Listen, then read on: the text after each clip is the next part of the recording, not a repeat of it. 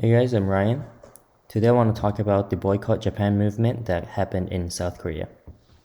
The boycott started in 2019, and a lot of Japanese companies reported huge drop in sales.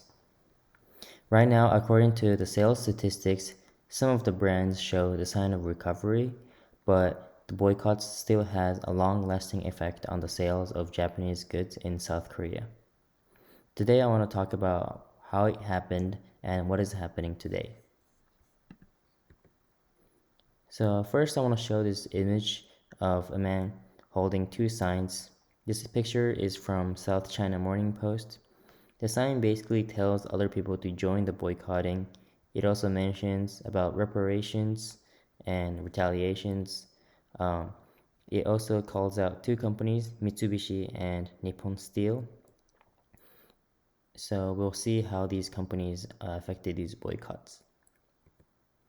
In this second image, these two people are holding the same sign of, you can see that they want to boycott Japanese companies. You can see these logos include companies like Honda, Sony, and Uniqlo.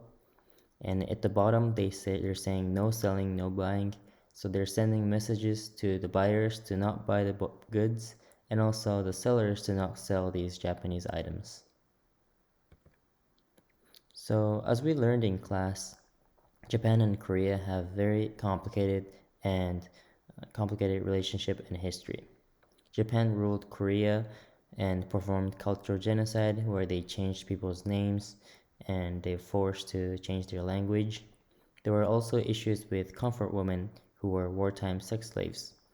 In response to these wartime atrocities, Japan paid more than 800 million in the 1965 peace treaty, and in 2015 they agreed to pay $9.5 million, which is what South Korea originally proposed for to these victims and comfort women. However, there are still problems that's ongoing. So in 2018, Korean Supreme Court made a decision that ordered Japanese companies, including Mitsubishi Heavy Industries, Nippon Steel, and Nachi Fujikoshi, to make compensations to the families of South Koreans who were unfairly treated and illegally forced to participate in the labor during the World War II. So they were forced to build ships and tanks for Japan aircraft without the pay. However, Japanese government declined these decisions and they claimed that all the disputes are settled after the peace treaty in 1965. So this angered so many Koreans and led to the protests and boycotts of Japanese goods. It also led the Korean government to seize properties of those companies in South Korea.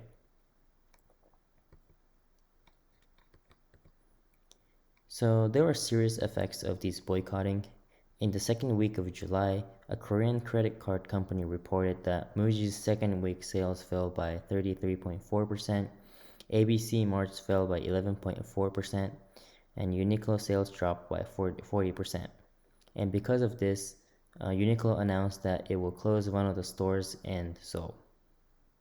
Additionally, a poll conducted involving 504 South Korean adults revealed that 62.8% of people are boycotting Japanese goods.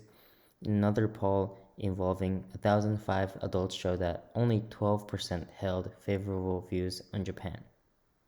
And you can see in this graph that the sales of Japanese cars dropped dramatically. And following Korean protests, Japan announced that they're removing Korea as privileged trade partners. They removed all the privilege that they originally had and controlled the supply of essential products like electronics and semiconductor materials. Because South Korea, like known as like Samsung, rely on a lot of the electronics, it was damaging a lot of South Korea's economy, and it was expected to have a severe delay in manufacturing, and it would hurt the Korean economy. So essentially, after all the meetings and agreements that took place during and after COVID, Japan and Korea agreed to sign trade agreement which resolved some of the tensions between the two nations, and President Moon Jae announced that they will make efforts to build further better relationship with Japan. In the end, the Japanese companies never paid those reparations.